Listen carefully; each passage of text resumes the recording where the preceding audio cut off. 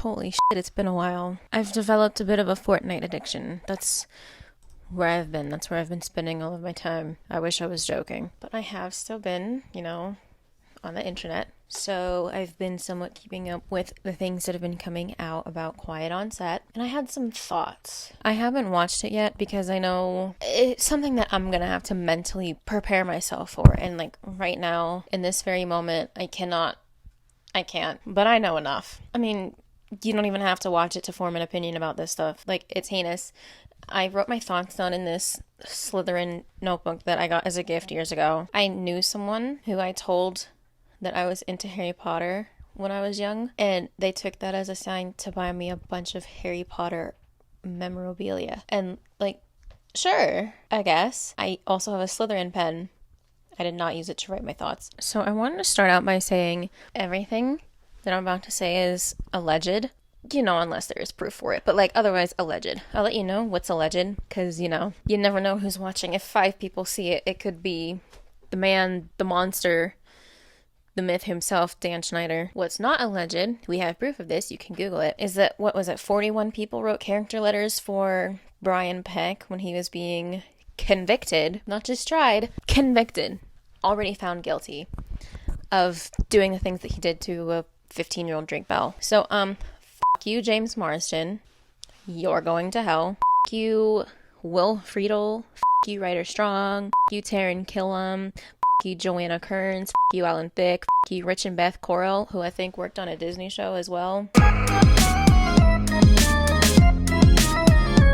There are more, but the post that I pulled the names off of just said that these were the most famous ones, which is crazy because the only name that I know looking at it is James Marsden, and he's not even that famous. Deservedly so. Everyone else is a nobody, also deservedly so. And then I just have my thoughts. They're very disorganized and jumbled. I wrote them down in the order that I thought of them. Amanda Bynes tweeted years ago that she had I don't know if I can say it, at the age of 13. Disturbing allegations have come out over the years about Dan. One of those allegations was about all of his inappropriate behavior with Amanda Bynes. There was video that came out showing him in a hot tub with her. He was always asking her, other child stars, females specifically, give him massages. He would massage them. And he would really, I don't want to say this term loosely, but it appeared he was almost trying to groom these girls. From an outsider's perspective, that's just my opinion, because they would develop this very close bond with him to where they would be spending so much time with him on set, off set. He was doing all this behind the scenes vlogging, recording, which was really weird. But what's so crazy about this, and the reason why I even used that term grooming, which again is just my opinion, is because with Amanda Bynes specifically, it got to the point where she tried to get emancipated from her parents to go live with Dan and his wife when she was just a kid, just a teenager. I think she was only 15 years old at the time, maybe 13 or 15. It's not confirmed, so I'm just gonna say right now, guys, this is all speculation for what I'm about to tell you. But there was a secret account of Amanda Bynes on Twitter from almost a decade ago, where she proved her identity by showing her ID on it, uploading pictures of herself, things like that, saying that she was using this burner account because her parents basically had control over her actual Twitter account because of the conservatorship,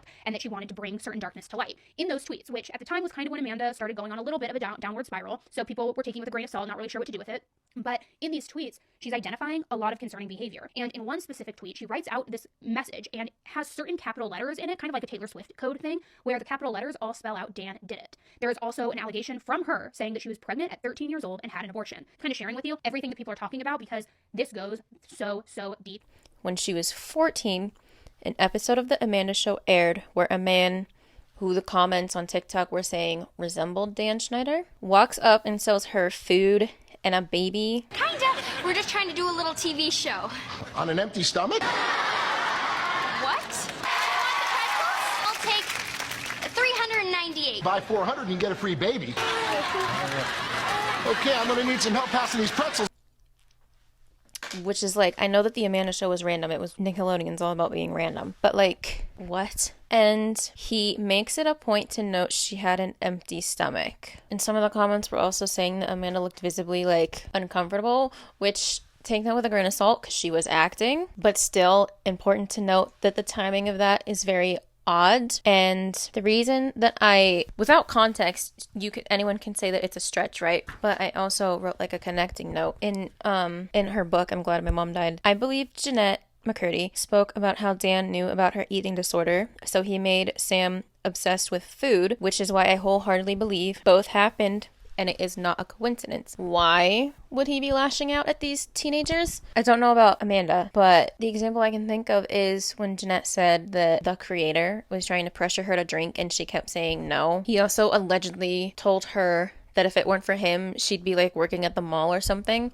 So that absolutely, it tracks. Like, you'd be nothing without me. But then while they're working there, goes out of his way to write in something that is a personal attack that to us will not seem like anything. But if you're in the know, you know. It's very malicious and disgusting. Alleged. I saw a video where Dan Schneider jump scared Victoria Justice on the set of Victorious, and she literally started twitching. Video that was on Dan Schneider's YouTube channel that I just don't feel like people talk about enough. It wasn't featured in the documentary, and I don't believe it's on his YouTube channel anymore, but I just want y'all to see for yourselves. All right, let's watch.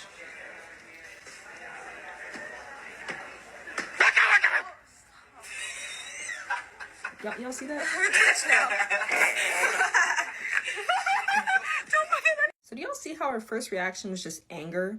Like, she was upset, but then she immediately had to cover it, and she started twitching. This poor girl was twitching, and she's trying to laugh it off like it's so funny, but you know she was pissed, but she knew she couldn't express that, and she couldn't be honest and say, you know, I didn't like that, because of the power that Dan wielded. She did it like a few times as a joke, but the first time that was... what's the word? Not compulsive, you know. And it's like, we've all been like jokingly jump scared by someone because they think it's funny. I have never heard of someone being genuinely so afraid of the person who's doing it that they start stress twitching, which speaks to the environment that he had created. She clearly did not feel, it was actually fear, genuine fear, not just a spike of adrenaline. I believe, in my opinion, she was genuinely afraid of this man, but they were in front of people, it was on camera, so of course she had to laugh it off like, haha, because with dynamics like this, you can't actually act on the discomfort, or everything is going to fall back on you. You're going to be gaslit, you're going to be told you're overreacting, you're ruining the fun, blah, blah, blah. This is probably the biggest point I'm gonna make. I have seen so many people say that they want like Victoria Justice and Ariana Grande and Amanda Bynes to come out and share their experiences, give their 2 cents. They shouldn't have to come out and say anything. People are weird for demanding it. Based on the things that I've already said and the things that we do know for sure, like it's already proven that that was a toxic place to be. Physical allegations aside, it was not a comfortable place to be.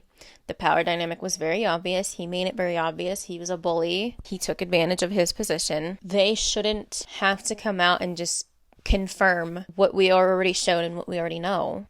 There was a blind item that basically says Dan and Ariana allegedly statutory R-word. She should not have to come out and tell the world that that happened to her. Because why do you want to know so bad? This is someone else's life. This is someone else's absolutely terrible memories. It's not hot gossip. It's not tea. This is real awful shit that happened to real people. Talking about it can be re-traumatizing.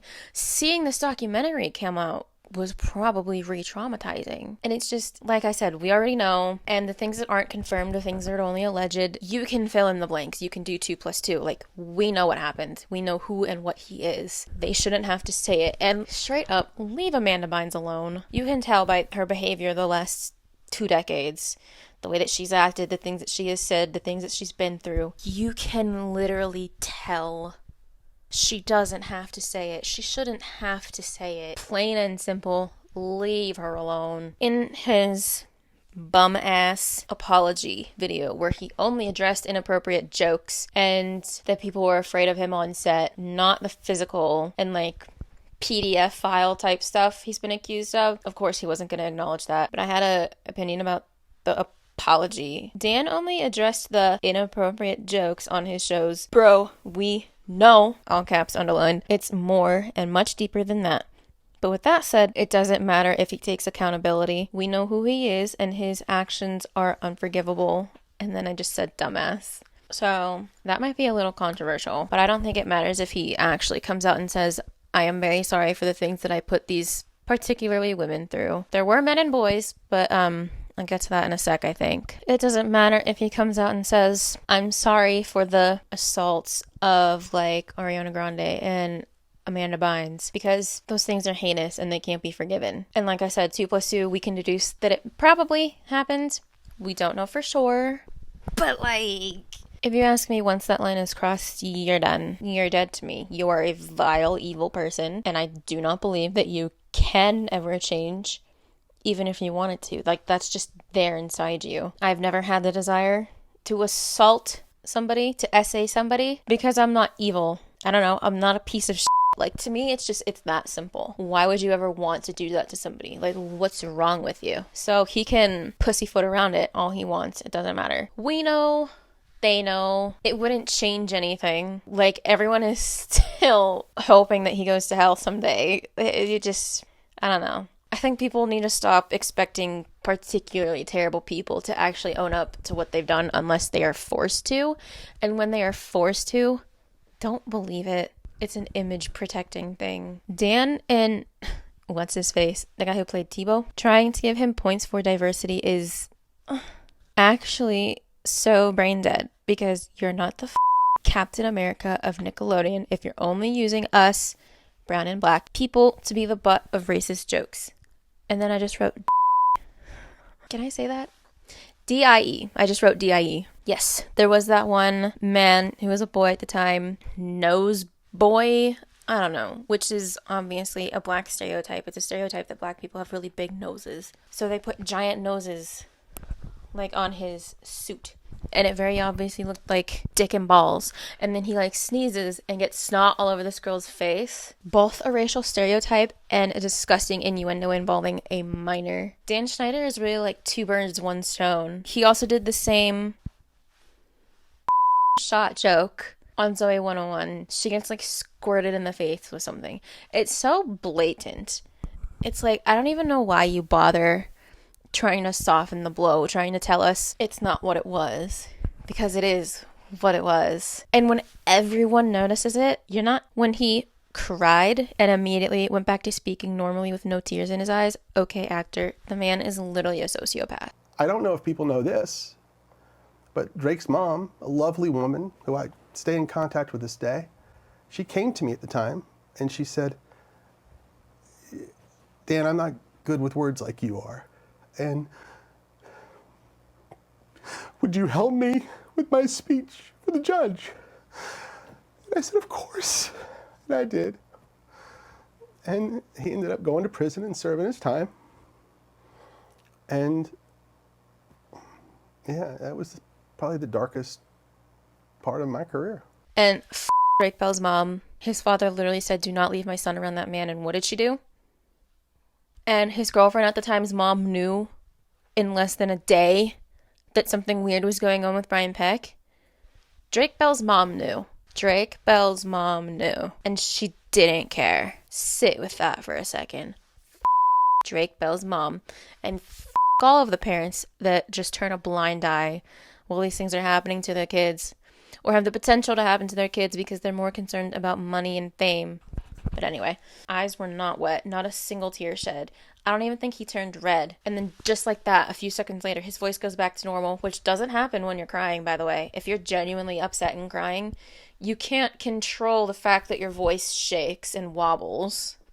So that was very obviously fake. And it's like, I would prefer that you just don't try to show remorse if you're not feeling it, because trying to force it because you know it's because you're trying to manipulate us into thinking that you can feel bad, it's a slap in the face.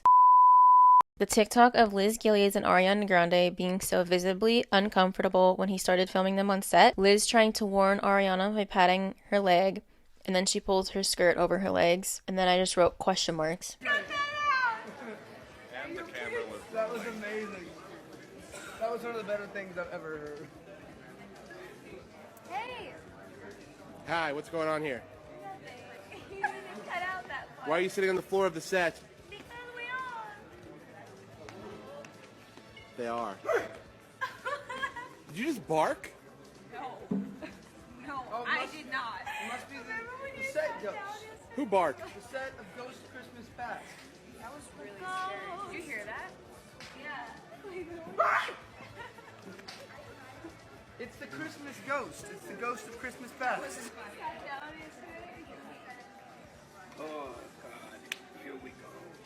All right, you want to sit on the floor? The body language said it all. They were not comfortable around that man whatsoever. And, like, they gave each other this look. And anyone who was, like, raised a girl knows, most likely, pulling your skirt down around certain people means you don't feel comfortable showing skin around them. There was a reason why Ariana Grande didn't want him seeing her legs, and it wasn't even that serious. She was like, what, somewhere between 16 and 17? She should have felt comfortable doing so, but she wasn't, and she knew it was in her best interest to just cover up. It's one of those things where you can easily read between the lines. Something very important. I see a lot of praise and support for Drake. A lot of, we have your back, and us 90s kids are always by your side. He's still a predator. This might also be controversial, but let's not deactivate our critical thinking just because we hear something that might offend us. Two things can be true at once. What happened to him is horrific. My hormones are going crazy. I'm trying not to cry just thinking about it. Absolutely horrific. Literally a living nightmare, and he was only 15. I was telling my friends, I don't know what I would do if I went through what he went through now as an almost 27-year-old, let alone 15. Disgusting and heinous, and I hope the worst happens to Brian Peck wherever he is. The absolute worst. I can't say the things that I hope happen to him, but you can probably guess. The worst. And that should never have happened, and he didn't deserve it, and he doesn't deserve it to this day. And I have empathy and sympathy for him because I'm a human being, but the thing is, my empathy doesn't cloud my judgment. He went on to perpetuate that trauma and just pass it on to someone else. Do not give me the, well, he didn't know she was underage. You can tell. You can tell when you're talking to a teenager. It takes like 3 minutes at most to be like, this person's talking weird. They're either really young or ancient. Men know when they're talking to underage girls. I promise you, no one is getting duped by a 16-year-old. They're not that emotionally intelligent. So you can have empathy for him while still acknowledging that he's a bad person. Like, his comments are all filled with, they can never make me hate you, we'll always love you. And it's like, what? So if Brian Peck came out and was like, oh yeah, I was molested when I was 14, are you immediately gonna feel bad for him and start singing praises and tell him that you love him? No! And you shouldn't. Feel the empathy, feel the grief for the childhood that was taken away from Drake Bell. Absolutely. You should not hear what happened to him and just not care and not feel bad. That would be frightening. You should also remember he preyed upon a teenager too. Like I said, two things can be true at once. And I sincerely hope he heals, has healed, has started to heal from what happened back then. But what he did as an adult, as a conscious, fully aware adult, is not okay. I do not forgive him for that, and I have not forgotten, and I will not forget just because something horrible happened to him too. That doesn't in any way diminish his trauma. They just exist alongside each other. I even wrote, underlined, two things can be true at once. And before I started this video, I was watching an Anna McIntyre video about Todrick Hall and how he came out and defended Colleen Ballinger recently, saying their friendship of 15 years is too real and important to give up, saying humans should not be defined by their worst moments. And it reminded me of the Dan stuff and like Predator stuff in general, and it reminded me of Danny Masterson. And it's like, it reminded me of the way people always jump to defend predators. Bro, why? I hate the argument that like, well, in the time that I've known him, he's been so good to me. Okay? Of course he was good to you. You weren't his prey. You weren't the target. They can't just go around acting like that to everybody because they'll get caught. You idiot. Second of all, I hate we shouldn't hold someone to the worst thing they ever did or one mistake or the darkest moment of their life. Like, we're all people. We deserve blah, blah, blah. We all deserve the benefit of the doubt. There is no benefit in doubt. Assault and grooming is not a mistake. It's an active, conscious choice. Even in my darkest moments, I never essayed kids. So now what? Like, do y'all hear yourselves sometimes? And I absolutely loathe well, my experience was different, so I don't know. I see him as a good guy. Well, what? I'm sorry, that's completely irrelevant and has nothing to do with what we're talking about. Good for you, but it did like happen to the other people, and your experience being different isn't the be-all end-all. It doesn't just erase the things that have happened. And genuinely, I think what I said is a very good argument, and my absolute lowest the lowest of the low. I've never thought of essaying someone or R-wording someone or molesting someone or grooming kids. Clearly, you can't just brush that off as someone's worst moments. Those are choices that they made because they are vile, terrible, disgusting people. My worst mistake is you say the wrong thing in a moment of anger. You pick a fight with a friend when you're feeling stressed and frustrated. You do not rape people. That's not an accident. That's not a mistake. It's not a slip of judgment. It's not a momentary loss of sanity. And like, of all the ways to try to gaslight people into believing that a monster isn't a monster, this one does not make sense. What makes you think that's gonna work? People aren't just gonna be like, you're so right. We should really try to see this from the rapist's perspective. Maybe he was going through a hard time. I ask again, do you hear yourself? It's insane to me that we will put down animals for attacking people when it's their instinct. Animals are all instinctual. If they feel attacked, they attack. But humans, with capabilities far beyond that of an animal and complexities and emotional intelligence, we commit the most heinous acts possible and are just allowed to live. Why aren't we giving rapists lethal injections?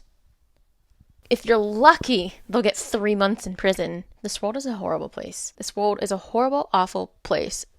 Especially Hollywood. The worst part is the things that we've heard about Nickelodeon. It's not rare and it's not special. It's the reality of being a child in the industry. Do you know how many stories we probably haven't heard and may never hear? Because it's been said for decades. Pedophilia and SA is rampant in Hollywood. And the people in power are the same way, so they just protect each other and nothing happens and it just goes around and around and around. Death to all of them. Death to all of them.